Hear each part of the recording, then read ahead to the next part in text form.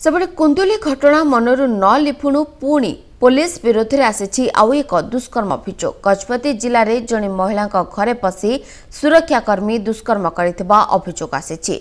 एने रायगढ़ थाना अभियोग होईछि। अभियोगर 10 दिन पर भी अभियुक्त को धरि पारे पुलिस विफल होईछि। पीड़िता कहवा अनुसार गत 16 तारिख में स्वामी घरे नथिबा बेले 3 छुआ सह से शोइथिले। विलंबित राति में से गाँवर सुरक्षाकर्मी ईश्वर माली आसी तांको कबाड़ बाड़ेइथिला। से कबाड़ खोलिबा क्षणी ईश्वर जोर जबरदस्त घर भितर पशि तांको दुष्कर्म करथिले। या काहाको कहले तांको जीवन में मारिदेबाकू धमक मध्य देथिला। 20 तारिख में तांको स्वामी घर को फेरिबा परे से सब कथा कहिथिले। या परे रायगढ़ थाना रे एने एतला मध्य दैछन्ती पीड़िता। पुलिस एक मामला रुजु करी आज जाय हाथ बांधि बसिछि। सेपटे ए घटना रे पुलिस मुह खोलिबाकू नाराज।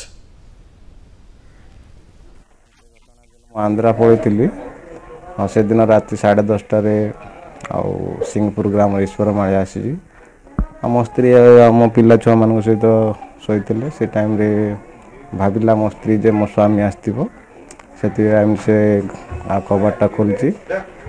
कबाटा खोलला पर से कौन कर मो स्त्री को जबरदस्त टाणी नहीं अत्याचार करती दुष्कर्म करपर्यंत जो ईश्वर माली जो भूल करपर्यंत दंड मिलनी कि एपर्यंत गिरफ करा जायनी। 10:30 हेबो मोर कबाट बाड़ेला पर मो सला हेले मो बाहर को बाहरी कबाट खोली ना ईश्वर माली मो स्वामी नहीं आउ को काम थिले तमे सकाळे आस माने मो कबाट बंद कर दउथिले।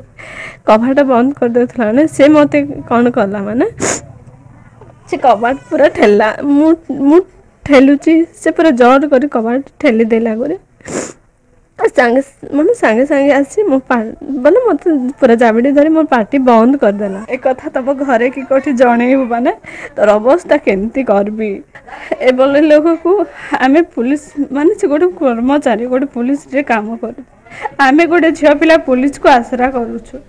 एंती गोटे समय ले पुलिस हमको साहाय्य करबा आज से पुलिस हमको एंती अत्याचार करबा।